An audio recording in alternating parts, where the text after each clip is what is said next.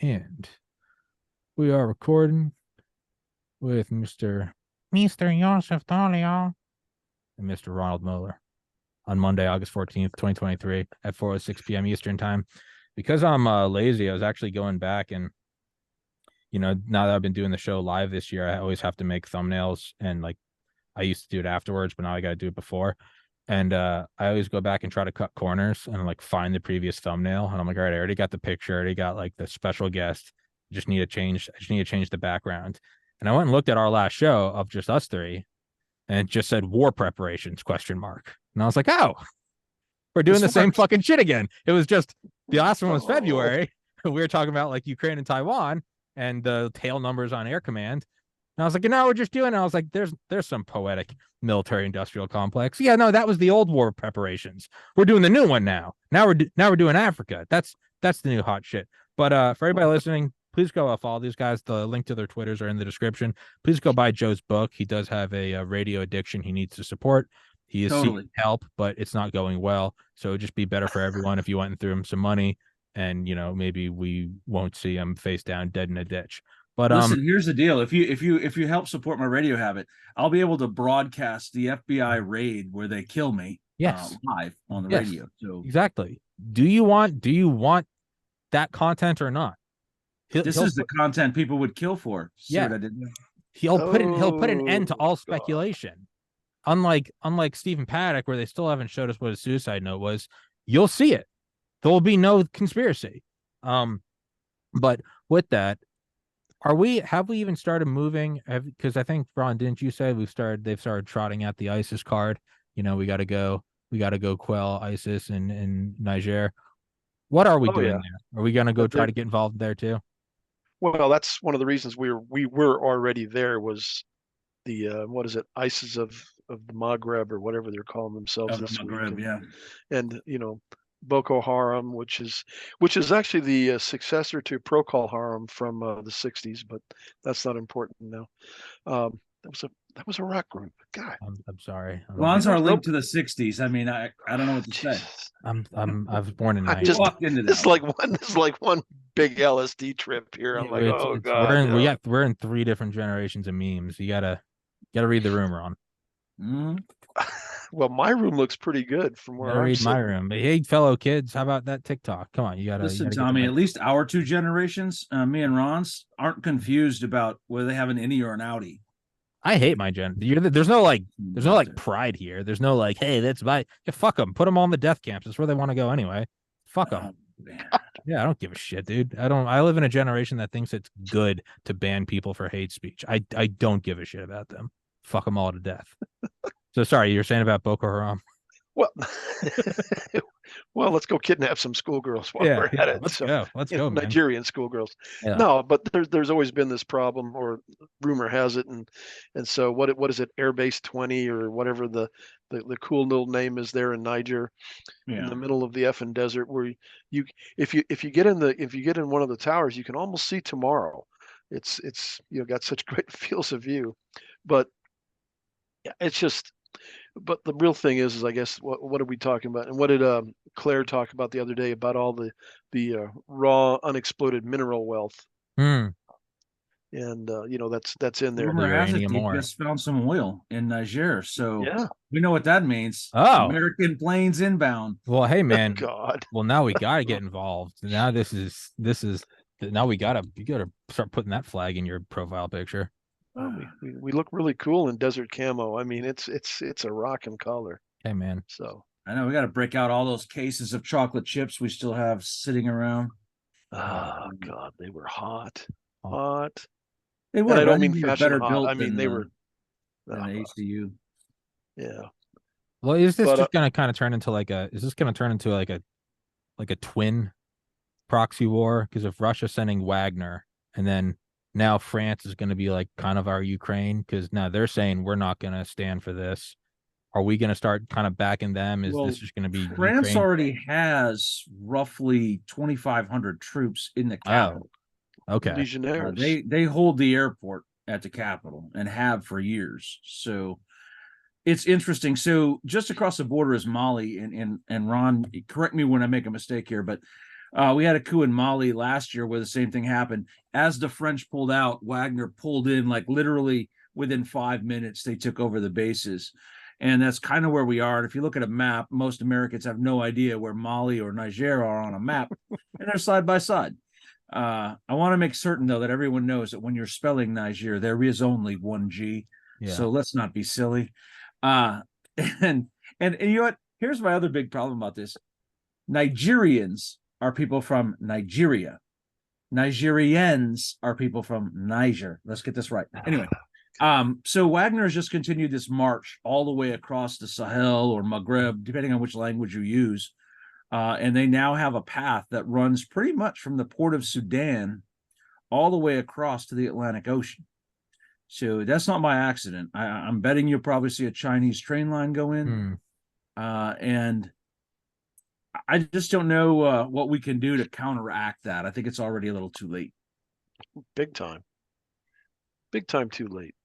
I mean, and this is only the most public area where we're seeing Wagner, Russia, and Russia's always been interested in Africa. I mean, go back to the Soviet Union, all the way back to the 50s, as the African colonies were gaining their independence. The Soviets were right there to be helpful. And then, of course, the Chinese, and the Chinese have been in Africa now for 20 plus years, and they've been working hard to get the ground. And friends of mine who were stationed in the different African embassies and stations it's a hard. They're like, we're always getting the short end of the stick because we don't have the budget, and we're not always getting the top notch officers to come to Africa. Although Africa, from all accounts, it was a great place to serve. Lots of good targets, including North Koreans, which you could always tell because they were the emaciated Asians on the street corner with their hand out looking for food, as opposed to your normal Ethiopian. Hey, now come on. As opposed to the Chinese who are well fed. Well, that's right. Fucking get mad at me for pointing out reality. It's interesting right now that you can almost draw a line along the equator, and you'll see Chinese influence below and Russian above, and that's pretty much by design, right? It's almost like there's a plan between the two of them to split up the continent's resources. Shock. And Russia provides the security, China provides the extraction. It works out great for all of them. So, so is it? I think we're all very aware of like the nature of empire. No one's sucked into it, but then there's also just like a pragmatic reality, right? Where you can say, this isn't for hearts and minds. This isn't for democracy. It's a war of empire. And it's like, no shit. And Santa's not real. That being said, we also don't live in a vacuum. You can't just not play the game. They will come, right? That's World War II Marshall Plan with South America, right? We didn't play the game, and we are locked out of South America, except for our stalwart allies in Paraguay. Thank fuck. And I'll give you $1 if you can find that on a map. But it's, I know you can. No, Ron, you're not allowed to play these games, Ron. Ron's still not allowed in Paraguay because of an incident at a casino. But anyway, there I was in the tri-border region, not knowing which way to turn. There I was, and asked one of the guys I was going to go into. But it's like post World War II, right? It's the war just ends. We want to bring home 8 million soldiers, and then we're immediately back in with the Marshall Plan. Was Richard Bissell going over and talking to Stalin? The game doesn't stop. You immediately start dividing it up, right? I mean, Truman or FDR and fucking Churchill talking about what are we doing post-war? Well, Stalin's 10 feet away. It never stops. So as much as there's the attractive idea and it's fun to meme about, like, fuck them all, just Fortress America, the reality is that you can't just not play the game, or they're going to become so powerful that you're going to have to confront them in a traditional kinetic war. So is it not even on the table to just say that's none of our business? Or is this just kind of the world we live in, where if you don't counter them in Africa, in Europe, in South America, in where Belt and Road Initiative, I mean, that's no different than, us doing USAID. That was just our version. Is this just the same thing, and you either counter them or you submit? So is there any reality where we don't get involved? I defer to Joe, you Ron on this first. one. Oh, No, okay. no. Right. Reality? Didn't we just talk about LSD trips? No. The the reality is that U.S. AFRICOM, African Command Mhm. or Africa Command, isn't anywhere near Africa. Yeah, Stuttgart, It's Germany. it's in lovely in Kelly Barracks, Stuttgart, Germany. Yeehaw. Yeah. I mean, because when the command was formed, they went around to the usual suspects of African nations that are our allies, recipients of our generosity, our foreign aid, said, hey, we'd like to, base a small military headquarters there, blah, blah, blah. No, no, no, because it would smack too much of colonialism in their, the African nations' eyes, colonialism, undue influence, launching pads for military coups, whatever excuse you wanted to use. Um, and Africa, I mean, and we formed Africa Command because, well, damn it, we got all these extra four-star generals and admirals running around. We need to give them something to do. So we'll create a whole new headquarters for them. And yeah, there's been no real new initiatives in Africa. I mean, we have our troops in Somalia and they're based out of Djibouti. Um, we do our annual exercise in Morocco and maybe a couple other locations. I mean, we don't do Bright Star in Egypt anymore. And gosh, it's so.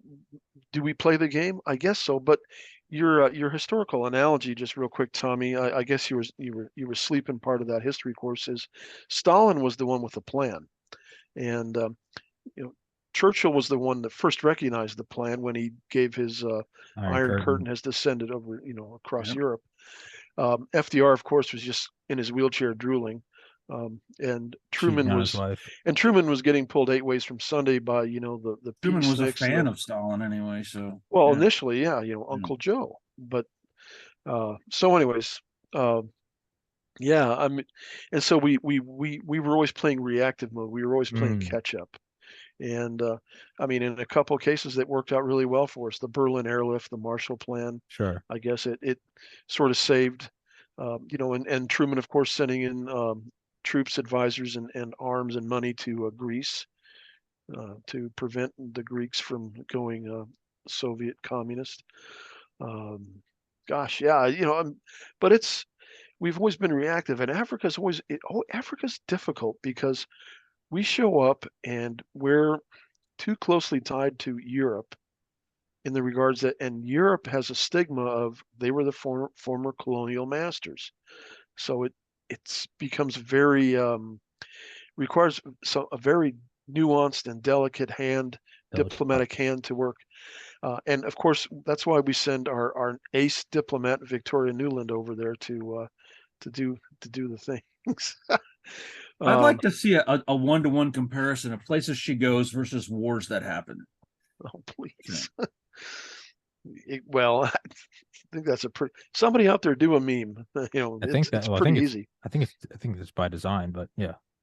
And look at her and look at how much weight she's put on. I mean, I think she puts on 20 pounds per color revolution per war. Whatever. Well, she makes a lot of money on them, so she ought to.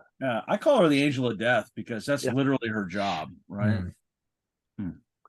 So if we're sending her, then for sending her to Africa, we sent her to Niger. We sent her there, and she basically wagged the finger of the U.S. saying, this will not stand. You guys need to restore the old government. Blah blah. It's like, and so what do they're looking behind her, going, and you brought what? You brought first Mardev with you. Where's the 82nd Airborne? Nothing. Yeah. So a couple of things about this, and this is going to sound worse than it really is, but one of the problems is our hubris. We sent a woman into a continent where they don't respect women. Hyper masculine culture. And I'm not saying women aren't equal, but I'm saying you got to play the hand you're dealt. You don't send women to deal with strong men. Mm-hmm. You got to send another strong guy. And they know they hold the cards because we can't project power that far into Central Africa. From where? Yeah, I mean, where are we going to do it from? From the Gulf of Lagos? I mean, what do you got? Yeah, So, exactly. I mean, and your woman and strongman thing is, I'm reminded of April Gillespie and going up to Saddam Hussein. It's like, yeah, Well, it's the yeah. reason why they sent Admiral Howe, right? When Durant was being kept, right? The Somalians called him Animal Howe because mm, Admiral Howe was like, I'm going to go there. And what did he say? I think he said in Mike Durant's book, he's like, we will destroy all of Mogadishu and we hope not to destroy Mr. Durant in the process, but that might happen. It's a, and it and is, and it just, Adid probably looked around. He took a look out the window and it says, and how are we going to be able to tell the difference? yeah, Because yeah, the probably boat didn't was give pretty trashed probably didn't give a anyways. shit. Well, it's like, well, if we're doing this right now with some Malaysian APCs, we might actually send some gunships, but that's the language Well, they answer to, well, right? like when we sent Colin Powell down to talk to the Haitian coup leaders that one time and said, look, these guys are in the air. And let me tell you what they're going to do when they land here. And your Mhm. life expectancy is about 2 hours after they land. And he was like, okay, well, they can land and come on in and I will step down. Um, that doesn't happen with someone like Victoria Nuland. She doesn't exactly inspire fear. Exactly. And So, and again, project the power from where? I mean, we have this air base in the middle of the desert for launching drones and things like that. Um, there's the French have the airport, and there's the Foreign Legion guys there, but there's no nearby place where we can safely start projecting power. It's not We like we can't even have a do new it from friendly Nigeria because the area in which we would have to use is completely infested with Boko Haram. exactly. And of course, Nigeria has besides that, they also have the Biafran In the south, yeah. which is, and for those of you who remember the late 60s, yes, and the early 70s, there was the civil war in Nigeria with Biafra and things like that. So And they're Nigeria waiting has for a this lot of war to problems. start because they were going to rise up the minute it does Oh once yeah, Nigerian forces are tied up. exactly. And Nigeria is a large oil producer. Then they do have a lot of oil, and so that's why you see Nigeria sort of like, well, wait a minute, I guess we can learn to live with these guys. They got some cool camouflage patterns, and they wear their berets kind of Frenchy weird style. So There are a lot of American and British security contractors on those oil platforms and mhm. pipeline heads in Yep, the off of Lagos. So yep, in the Gulf there. really cool book called Private Empire by Steve Coll, Coll, about Exxon and Africa and everything. Yeah, it's a pretty Right. badass book about that. He won't come on Well, my show. I tried to get in well, touch with him. tell him you want to talk about Directorate S. No, that's his other book. Yeah, no, he. Yeah, I think. I I've think. I've I've, I I've think met I him. emailed him I've read about him. that book too, and I didn't realize it was the same guy. And he's like, I already said no, and I was like, oh fuck, you're the same. Well, I'm gonna tell you, when the feds finally pick me up, I'm gonna tell them I know Ron, and they'll just let me go. yeah, There you go. For yeah, sure. yeah. No, Well, they'll. then I'm just gonna say I know Sniper because he's always going. Well, you're just fedding, Ron. You're fed posting, and you're this and you're Dude, that. I had to caution Which that is dude on Fed posting over the whole shooting thing. which is why I'm not on his show anymore. He Hmm. Yeah, got a don't little be the old. next guy. It's like Yeah, what's it that? does get What's that meme where it's based and it's just on the edge of Fed Post? yeah, It's the yeah. yeah yeah. You're looking and you're like, hold on a second, who's fucking catfishing me? But it's so if we can't project power, and is it Well, not? we've got the Senegalese. I mean, the world trembles at the threat of Senegalese infantry pouring over their borders. Okay, All six guys all right. All and one seven of one them. firing pin between them, type of thing. Well, then realistically, like, what's going to happen if there is no force projection? Is it We're going to learn to get along. so that's what I'm kind of getting at. It's like all We're going to memes learn to just aside. accept the status quo. Yeah. Here's the thing: the Air Force personnel there at Airbase 101 or 20 or whatever they call it, it's just got a number. They're essentially hostages at this point, right? Mm-hmm. They've been told they can't fly any aircraft. We can't fly anything in to get them. Yeah, they've got a company of Patrick Fox and Co. Security forces guys there, but they're essentially unarmed and couldn't hit the broadside of a barn if they wanted to. But I mean, seriously, no one is in fear of the Air Force security forces fighting their way out across 500 miles of desert. That's not going to happen. So we have to realize that those guys are essentially hostages at this point. Mm-hmm. I don't know what we're going to do. So in terms of just like all probability, what are we looking at? Like another Kabul? We're just going to turn into this fucking last No, second they no. I throw think in it'll be a. more organized in Kabul. I just think we'll pull out and we'll just have to shrug Well, our sure. shoulders and say, "Shucks, we lost another one." Yeah, no, I'm just or we just make a deal to get along with these guys, because what is, Conan, what is important in life? Is it to get the civilian government of Niger back in power, or to keep our air base there where we can, fly Reaper drones and take out ISIS and other assorted bad guys? What is important to the national security of the United States? probably keep the airbase. Mm, Fuck do we there you care? go. Having Yeah. the ability to kill ignorant goat herders is a big thing for us. So Listen, we that's need to our keep that. fetish. It stopped being baseball a while ago, but Yeah. so is that realistically like what's going to happen? Is We have to play real politic here. There Yeah. is literally nothing we can do about this. Yeah. Um, So is that it? Well, yeah. What were you? I don't know. It's No. I'm as because like you I mean, the other you guys alternative is to have a tribal war. So here's the thing about war in Africa. This ECOWAS it's actually not even a military alliance, Mhm. but all those borders in Africa were drawn by us, the Western powers, and they live. That's where the Biafrans come from, right? They live a more tribal existence, and they don't necessarily believe in the national borders. And once you turn these different national militaries on each other, you're going to end up with a 25 or 30-year civil war across the Sahel where tribes are trying to gather up whatever they can. And it's going to be ugly. And we right. tried to avoid that after we did it the last time in the 50s and 60s, and it didn't work out so well.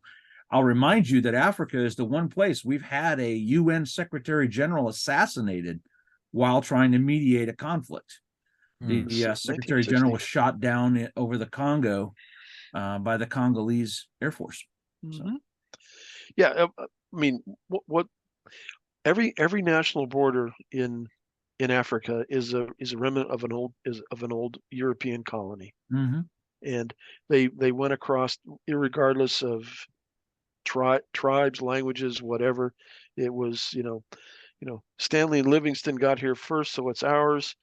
And you guys, the Boers did this and whatever. So none of these countries, except for one, Egypt, is a natural country on the continent of Africa. I mean, Egypt goes back to day one of civilization. Right. I mean, everything else is a mythical creation of European colonial dreamers and map drawers. So, and what Joe's saying is it wouldn't be just confined there, because everybody else would say, well, the jig is up. My other tribe is on the other side of the border here, and let's go get them. And just like I said about Nigeria, once the national military is engaged, the tribes are going to be like, well, the soldiers all left, so I'm going to take my part of Senegal or my part of the Ivory Coast, and we're going to declare ourselves free. And there's nothing anyone could do about it. Exactly. And if you thought Rwanda was bad with machetes, everyone thinks in terms of Western militaries, right? So all of Niger has maybe 25,000 troops. I mean, they don't have a lot. So they barely control their own territories anyway. And once you start throwing in tribal separatist groups and various religious sects, it gets ugly fast. Well, that's then right. Sudan comes to mind. So are we doing all this then? So Rwanda. Yeah. If you have Ukraine continuing on to be the clusterfuck that it is, and China overflying Taiwan and us sending more aid to Taiwan, is there a reason why you would maybe want Africa and all these kind of fictional nations to descend into chaos? Like, who does that benefit? If there's a reason why we're watching this, why would we want that? It's because China has so much involved or invested already with Belt and Road Initiative. Is it more of like oh no, I'd hate to see all their investment catch on fire? Is there that? Because we clearly don't have no qualms with sending all of our wealth over to like a proxy war. So like, why are we really not dipping our toes in here? I don't know, but I think that right now Zelensky feels like the formerly hot girl at the dance. Oh yeah, because everyone's over there looking at the new girl. Oh yeah, Nigeria. Yeah, and they don't want to dance with Zelensky anymore. Yeah, he just had his 18th birthday in Epstein's Island, and no one's. Well, he's really short. It hurts my back to bend over and grab him. So. Yeah, No, he's yeah. Dance slow dance, you know. He's the old girlfriend. And then is this? How are these all? Sorry. No, well, I think it's in everybody's best interest. Wagner Group, Russia, China, us, the existing governments in power throughout Africa to just kind of Let it. okay, we're all going to just like this is not the war we want right now. This is not the war we want to have right now. Yeah. I mean, because then the jig is up across the board, and you know, basically everybody'd be riding their tiger, and you never know what's going to happen. And so, and again, with you know, us being as the least invested, if you will, with manpower and things like that, it's in our best interest not to stir the pot and to keep the French when you from. look at it, you have to think about too the public opinion in the host country. So the Nigerian public does not want the old guy back. They're perfectly content with the new guy as they're waving around their Russian flags that came out awful quick. I'm betting some dude handed them out on the day of the coup. And I keep saying, I want to see the first 10 minutes of this coup on video. So I bet you there were a lot of white faces storming that palace. But anyway, you know, with little Wagner patches on their shoulder. I think Ray Epps was there too. Yeah, Ray Epps was probably there. He's like, we got to go into the consulate. But we don't want to enter into another country to force regime change back to the old regime where they don't want it. Yeah.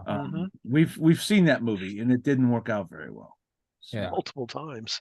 Yeah. Right. So it might just kind of be let them sort it out as long as we get to keep an air base nearby. What do we care? Well, I think that's the important thing. I mean, what is important in life, and that's more important.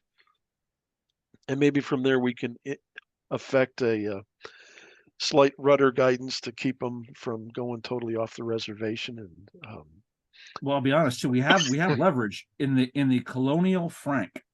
So, what's the currency in Niger and all these other places in West Africa? The colonial franc. So let them do what they want. France still prints their money. So France still has a way of exerting control and keeping it from getting too out of hand. God. It's kind of dark. I'm just how removed it is. I know that's how reality lives, how reality exists, and I'm a total pussy.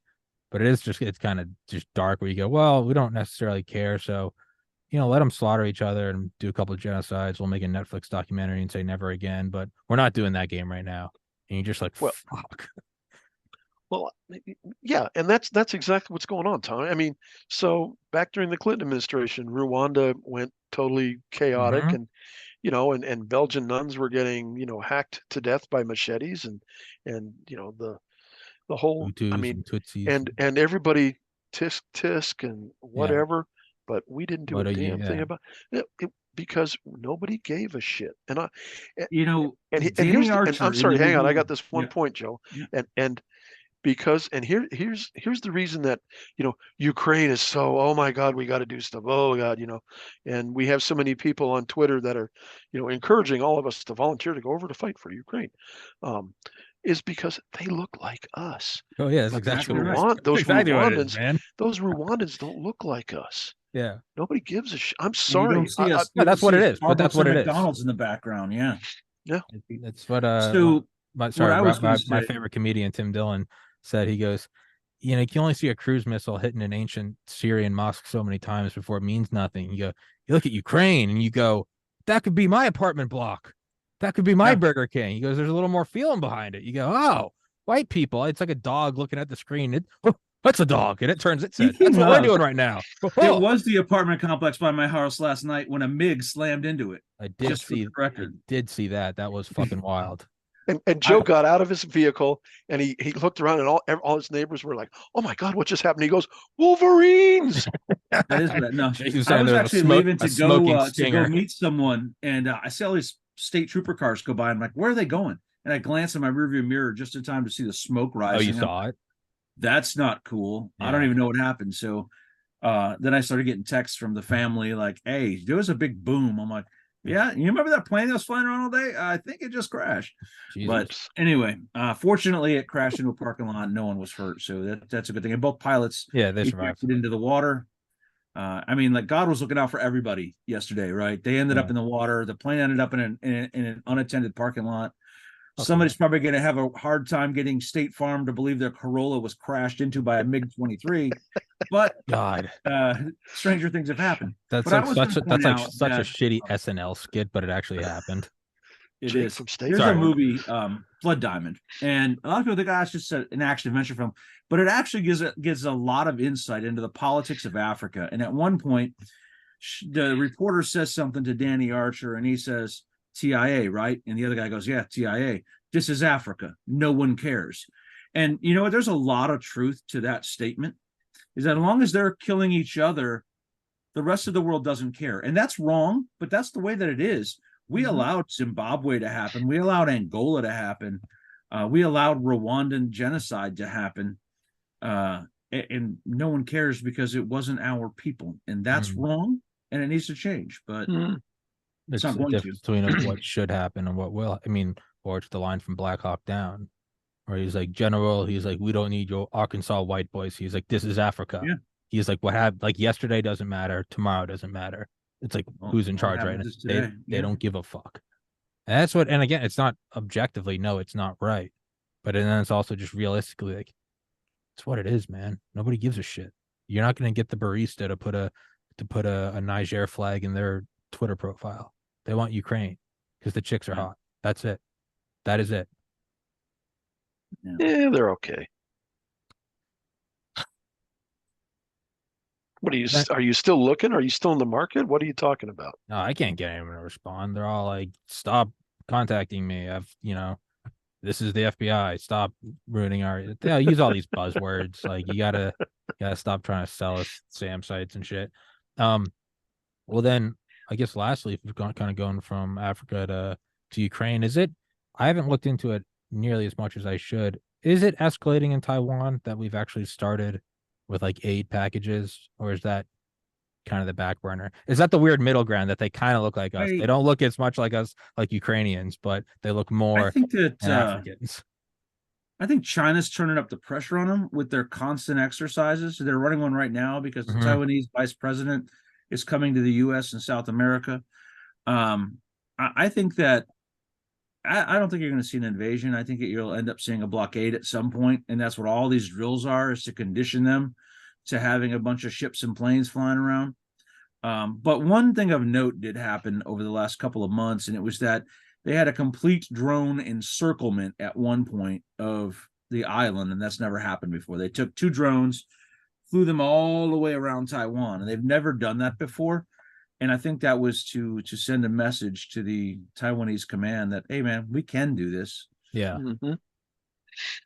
So, well, the other thing to keep in mind about Taiwan is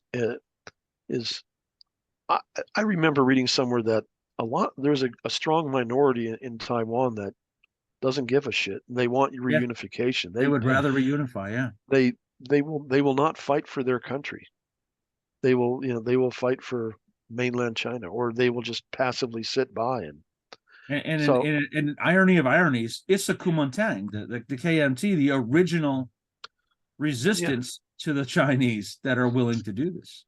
So, well, because they want to, Chiang Kai-shek and they want to go back, and but it's another one of those things, like, whatever. I mean, how are we going to project power to defend Taiwan or to break a blockade? Well, let's see. The Philippines kind of sort of maybe will let us use some of their air bases until the Chinese pressure gets too much, or the Chinese say, hey, those little shoals that we're water cannoning you over, and your one old Coast Guard vessel stuck up on a reef. We'll let you have all that, but you got to deny the Americans basing rights. Hey, Japan, I know Kadena is a big deal and but you might want to consider that you're also an island nation, and a lot of your maritime trade goes right by Taiwan. So we're stuck with Guam, which is what, a 6-hour flight away. and still within mainland China missile range. yes. So, but don't worry, because Guam is going to get like the awesomest air defenses in the world in about 5 years. Yeah. But will it tip the island over? I hope so. It might. I hope so. So, and what's funny is Ron mentions that Japan thing, but it's real. So Xi started talking recently about, there's been an awful lot of Chinese influence on the island of Okinawa going back thousands of years.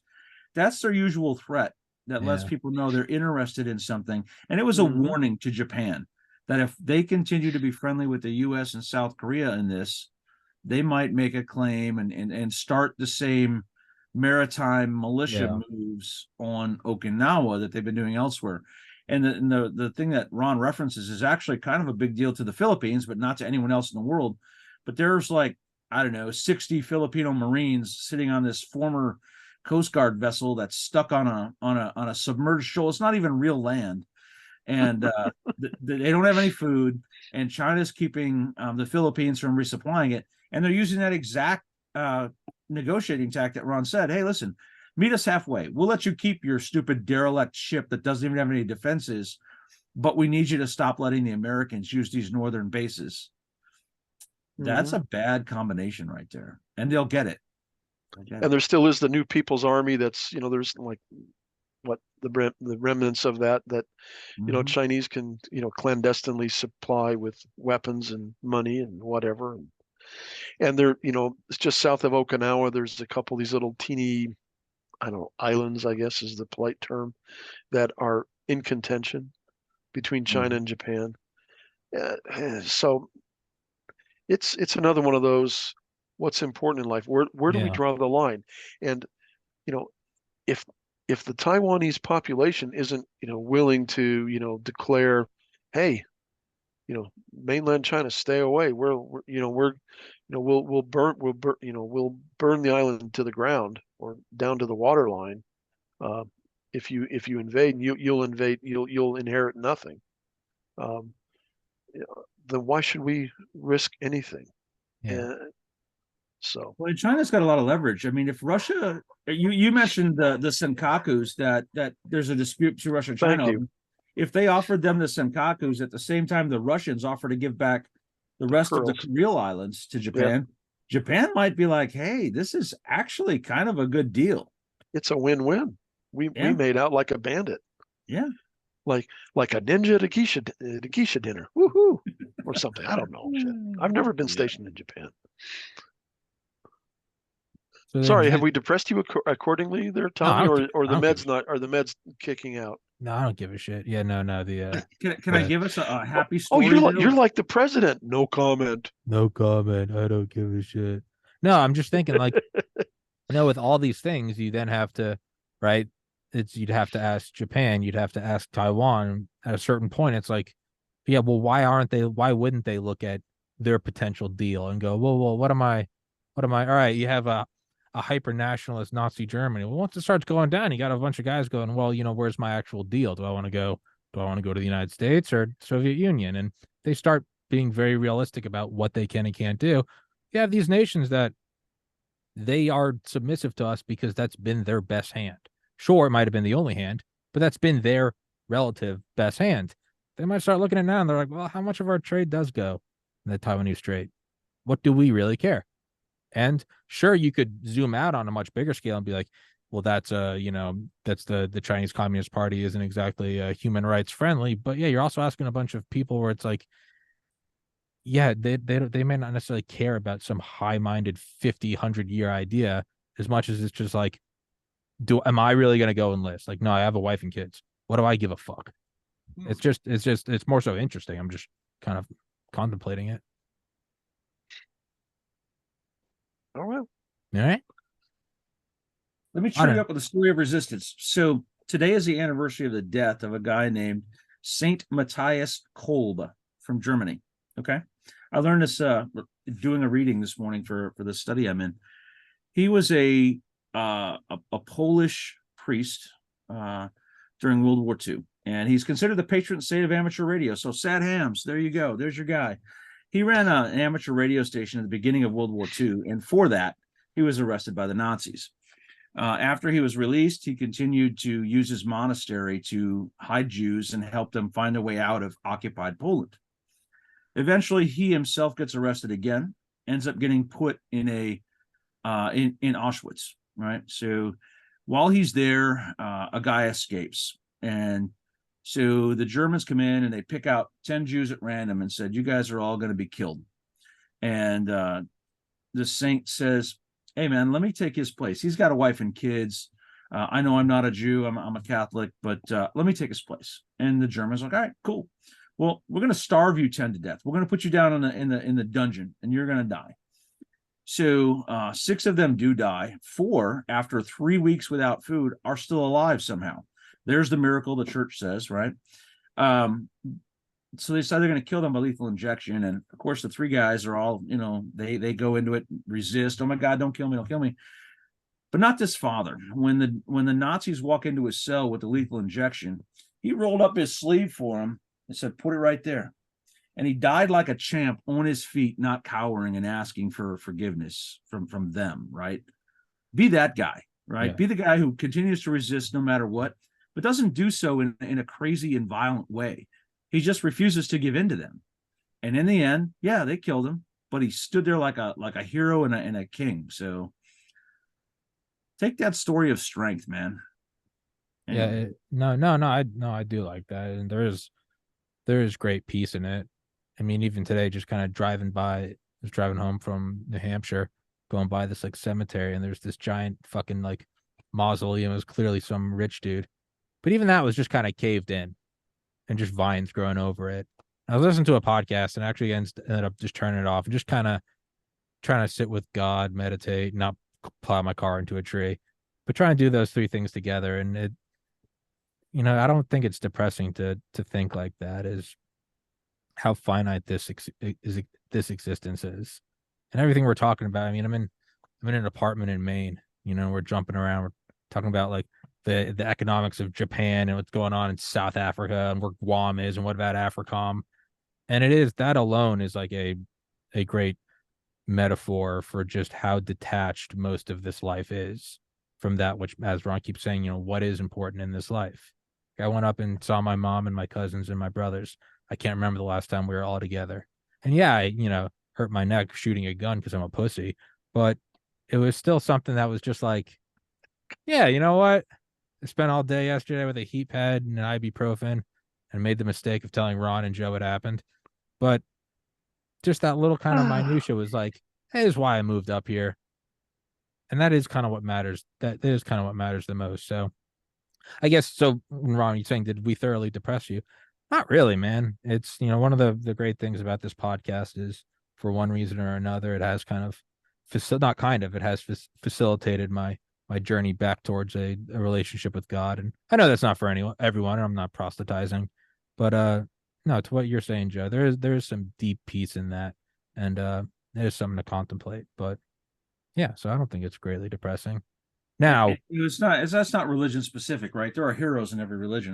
That story came up today because it's the anniversary. It's a beautiful of his story. death. Yeah. So, no, that's a beautiful thing, man. And it's it also is just also hardcore. Just like, roll up your sleeve, like do it, pussy. Like, who's remembering? You always wonder if when your time comes, you're gonna go out like that, or if you're gonna be the one whimpering on the ground. I'm pretty sure I know that Ron's not going to be the one whimpering on the ground, and I'm pretty sure that I'm not, but I'm not positive. I'm not positive. You don't know until your time comes. You like to think that you're going to be the badass, but I think we all saw over the last 3 years just how many people would have been asking value papers. How many people would have been like, the unvaxxed are under my kitchen. That was as an aside. Where's your mask? Yeah. No, I think we all saw that, and that was highly unsettling. Yeah, fuck that. But no, I appreciate that story, Joe. And we still see people wearing masks. Well, they're broken.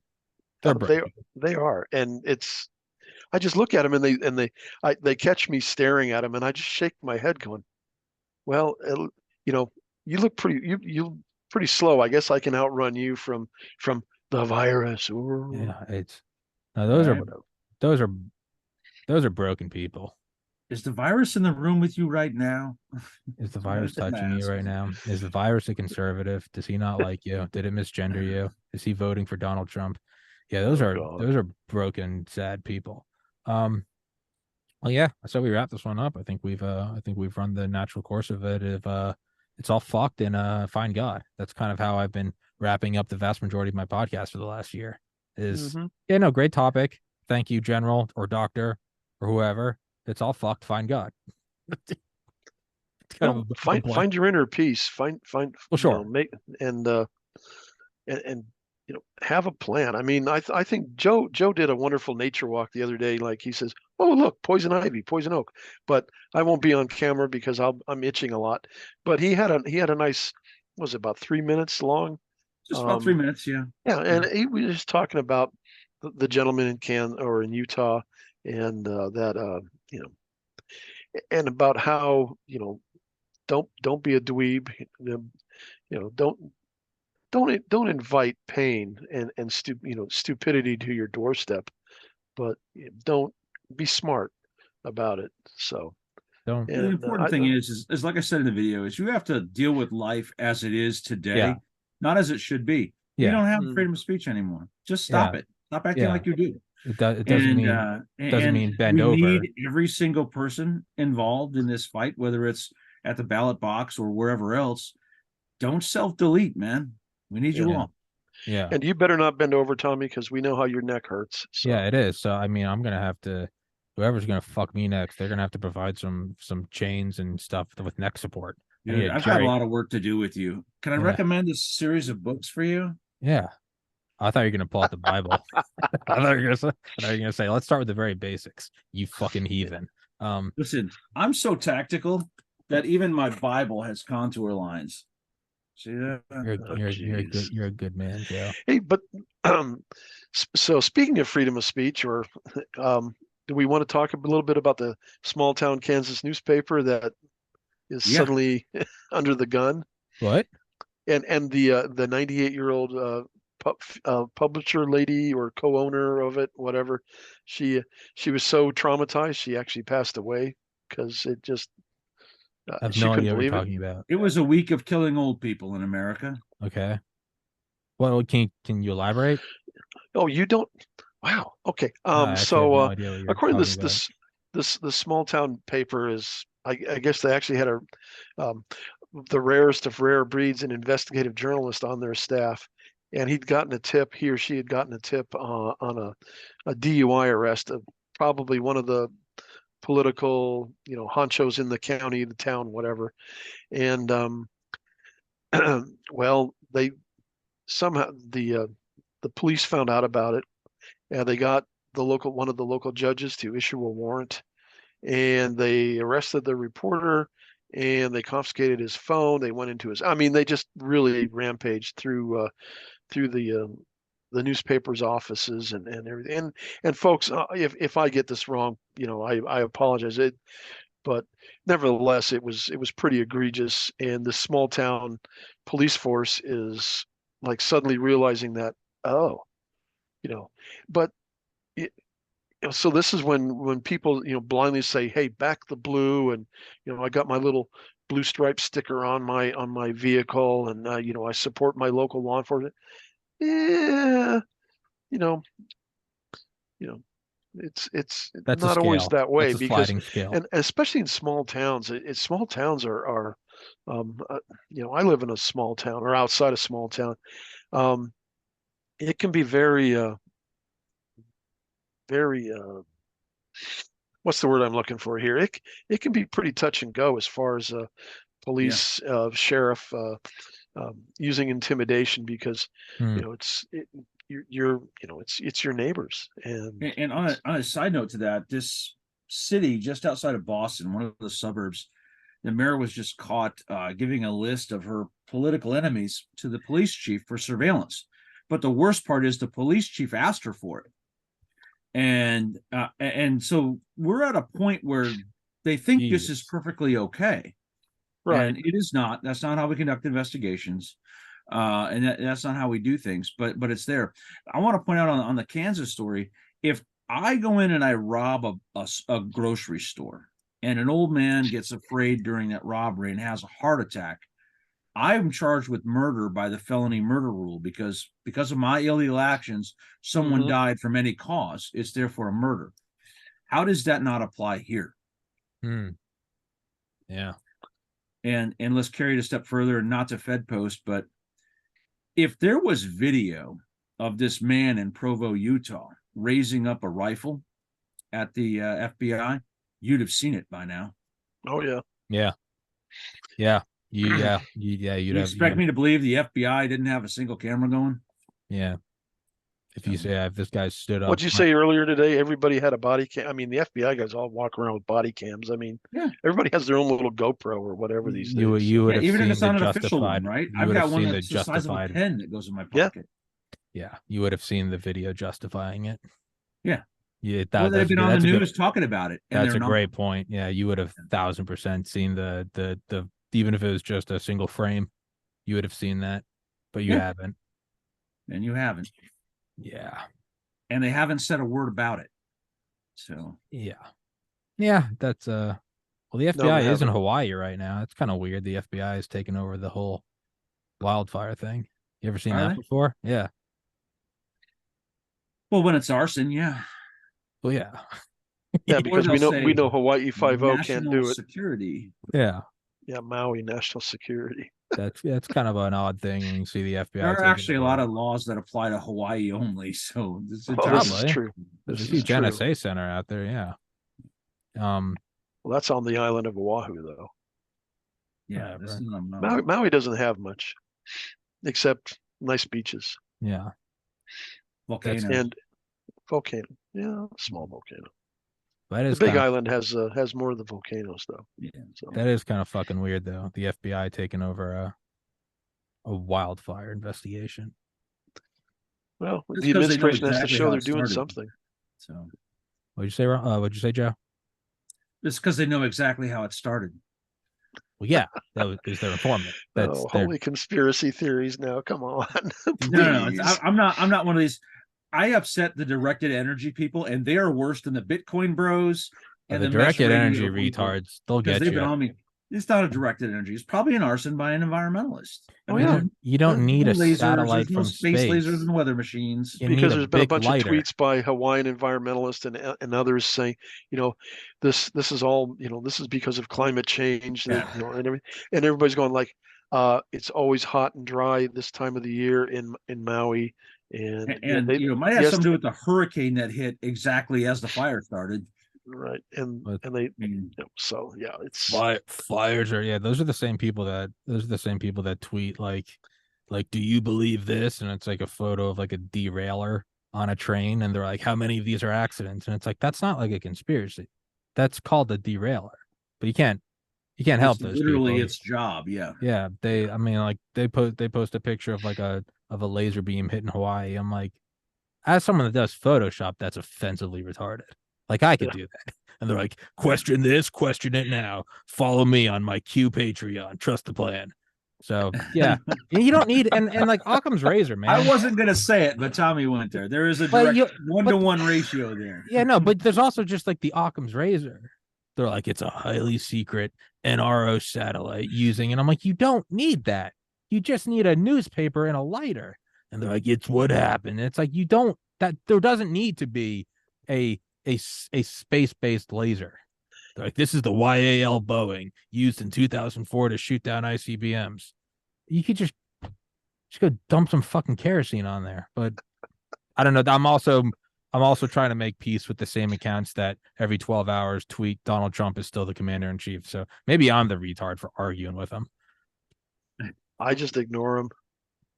Yeah, well, Ron is. There's a twerp on Twitter that's thinking that everybody that was in PSYOPs or retired from PSYOPs or whatever is somehow engaged in nefarious treasonable activity, and he keeps infoing the Army Chief of Staff and the Sergeant Major of the Army. That guy, yeah, that dude. How did I get maligned in that? I don't know. Those are mentally healthy people. This cross was just in somebody else's picture, and now I'm in that. I'm like, I didn't say a word to this guy. Well, he got on BK Actuals thing. He, after being a week off, I guess, licking his wounds because the Grand Admiral of Propaganda, whatever, the IO guy, Yeah. kind of, I guess, put him in his place after very exhausting, threads. But he suddenly picked up BK. Who the F is this guy? And I gave him a quick thing, and he goes, "Oh, geez, God." Yeah, I'm waiting for him to put out a documentary about us, and I'm like, dude, I literally didn't even Well, say a word to this you during that whole thing. I'm sorry, Tommy, kind of, but I don't care. several years ago, we there was a group of us, the original Goon Twitter guys and some gals. We'd all gotten together and we did like I think it was every Wednesday we did buddy care. We did like 2-3 hours on Zoom and buddy care. Um, and some people got really really concerned about this.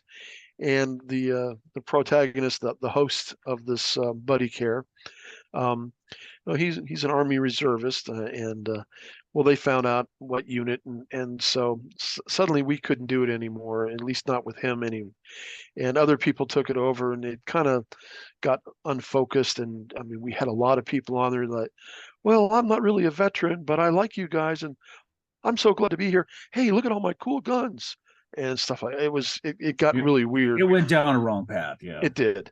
It did. Which is why most of the original were no longer there. The whole Gold Corp, private military corporate, which was a total joke based on the what was it, the Venezuelan coup, those yeah, guys from what, Silver Corp.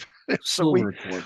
yeah, so the whole thing was a joke. And and we all wore Hawaiian shirts one time, and we got identified as the original Boogaloo Boy. I mean, it was So, but crazy. see, this stuff right here is the problem. You had a good idea, and people took it to an extreme, and Yeah. that's what I was talking about in my video. Is Mhm. there Yeah. is no need to intentionally antagonize the other side, right? Well, some of these people, even if we didn't intentionally, they were looking for, they came up with shit, and it Yeah. was Yeah. hilarious. And they tried to dox a lot of us and things like that. I mean, I had national level reporters reaching out to me. They couldn't believe I was part of this vast right wing conspiracy, Oh yeah. and It's I'm It's like, dumb. oh, Yeah. the, the whole thing just got. you also got to know when to put down the hammer. Like, when someone comments like, "Oh, I love these interviews," you're like, "Thanks, man." Or, they're like, there's difference between words and difference between action. And what would our founding fathers do, Tommy? And I know your friends. I mean, I get emails where it's like, have you ever thought about actually meeting up with some of these like tier 1 guys, and really, and I'm always just like, eat a fucking dick. Like, if you're gonna entrap me, give me Oh, a higher level FBI agent. Like, hit me with All right, something. give me some skill. Honey Yeah. pot me. Instead, they're like, Tom, love that. They're like, for God and country, let's go take this country. I'm like, can you at oh, least hit me with like a honey pot and like get me to like somehow sell a state secret I didn't even know is a state secret? It's kind of insulting. And just then, make shit up. yeah, well, not only that, and then you have people that are just too stupid and you have to put a hammer to it. But then you also start to realize just how fucking crazy some people are. And this is a Oh, yeah. point that it's like, as someone that loves, I remember listening to Joe Rogan early on, like 2011. And he was like, I'm already losing like my love of conspiracies, because he's like, I'm seeing conspiracies about my own podcast. And he's like, and I'm sitting in a basement smoking pot. And I mean, I think it was like 2 weeks ago, I put it on Twitter. There's some dude, and this has happened on like a couple channels now, of people dissecting my interviews with Dr. Malone. And they're like, do you understand that Dr. Malone worked for DARPA? And Tommy is just some figure in the podcasting world who came out of nowhere and now is friends with Dr. Malone. This is nothing different than an information dissemination. And I'm sitting here thinking, like, I've fucking worked my ass off to get these. For every show you see, there's 9 guests that told me to stop contacting them. Like, I used to follow people out of the liquor store I worked at and be like, hey, do you want to do my podcast? You seem like an interesting person. They'd be like, get away from my car. And like it came out of nowhere. Like, I've thrown my body and soul at this show, and to have on these guys, and they go, isn't it weird? He's friends with Dale. Dale was in the CIA. He's had on Charlie Duke. He was an Apollo astronaut. Where do you think these connections come from? And I go, oh, I must seem that retarded to someone else in the know about this, that, and they're like, this kid's retarded. He doesn't understand all these things are about like trade routes and natural resources. And I'm like, it's all about the new Illuminati, New World Order. And it's like, no, asshole, we went there because they had uranium. How fucking stupid are you? So I guess in general, just deal with people online like they are feral schizophrenics, because that's what they are. And just understand. I'll tell you, it would have wave been to the easy. dog and keep walking. It would have been easy for me in the midst of that whole week-long thing to jump on the bandwagon and yell at the guy too. Yeah. I don't need that in my life. I don't need all of these people coming after me and all that. So I was just like, it was entertaining though. This guy was. That's the other thing is it's hilarious. It's an art. You can't say fuck off. Never talk. It's just wide berth, just generic. Thanks for watching the show, brother. Just completely disregard what they say. And they're like, have you ever thought about how it is bullshit we can't own machine guns? And I'm like, thanks for watching the show, man. I love doing it. You just give him the politician handshake. Just thanks for watching. To watch this guy have a mental breakdown though in real time. It was actually pretty cool. It was that was reality. Well, and listen, man, that shit's also always so tempting. Because I didn't realize though that the sergeant major of the army was somehow some sort of a secret investigative agency. I didn't know that. Well, he's not, but his mill Twitter minions are. His MTMs. Yeah. I mean, at a certain point, I'm just wondering how, with the new sergeant major of the army who came from Delta Force Special Forces, U.S. Army Special Operations Command, he's not a Grinston guy. I mean, this guy's like probably on the phone with some of the people engaging with this guy, going, "Hit him again." But I think a lot of these mill Twitter dweebs, these people that feel empowered or felt empowered by Grinston's benevolence are going to find them suddenly like, I'm sorry, have you taken a PT test lately? What's your job, Sergeant? What's your job, Lieutenant? Yeah. And maybe you need to do that instead of worrying about trying to get me to ban Fox News on U.S. Army posts or something like that. Yeah, they're very much feral animals. As much as you might want to take a laser pointer and fuck with them, it's best to just give it a wide berth. Shine it in their eyes. Well, some of them are going to want to attack you, and you're going to want to attack back. And I get the temptation to want to fuck with it. Like, come on, you can't catch me. It just give it a wide berth. Well, Ben, I tell you, here's the thing. I'll do the same thing that Eddie does that owns Stocking Mill Coffee. When people really get in his virtual face, he says, well, here's my address in Daytona, Florida, Daytona Beach. My hours are from here to here. Be sure to ask for me. Yeah. And or a couple other people say, hey, this is my address, come find me. And I'm like, hey, go to the Deadwood VFW. I'll be happy to meet you there. And but you might want to bring plenty of bail money or your Medicaid card, because the hospital's next to the jail. So, and please get here before 4, because the special happens at 5, and I don't want to still be dealing with you. Yeah, and that might cut into my nap time too. God, so, I should just start giving him Dale's address in Florida. Dale's my secretary. If you could please go talk to him. He deals with all threats. Thank you. Yeah, there you go. Yeah. Anyways, Tommy, gotta go, man. Yeah, let's wrap this one up. Guys, please go in the description. Please go follow Ron on Twitter. Please go follow Joe on Twitter. Please go. I have the link to Joe's website in there. Please go buy his books on Amazon. Support this good man. He brought love and light. No, don't buy him on Amazon. Buy him from Joe. Buy them from me at Tactical. Yeah, don't give Bezos any Amazon. money. No, sorry, I didn't. Yeah, you did. I kind of blank out sometimes. Corporate at the end. shill. Corporate fuck. Dude, I would love if I was shilling for Amazon. I can't even shill for any. I would love if I was a CIA asset. At least I'd get some fucking money. Do you understand that? Like how much easier it would be if I was a shill. I can't even be that. I'm begging people on Rumble live chats to give me $5. But sorry for that mini breakdown. Please go support Joe and buy his books online so he can keep bringing love and light into podcasts, and let him keep buying radios and all that good shit. And follow us for gotta keep that on the DL. She's home now. You can follow me on Twitter so you can get more Q updates. You guys can trust the plan. I have it on good information that it was a directed energy weapon, and Ron is directly involved with it. Listen, guys, Trump is still commander-in-chief. JFK is not dead. All right, Truman's still alive. This shit goes deeper than you'll ever realize. that just broke a couple people's brains whose brains needed to be broken. All right, guys, thank you so much for watching. Please go in the description. Please go support these guys. Till next time, gentlemen, thank you so much.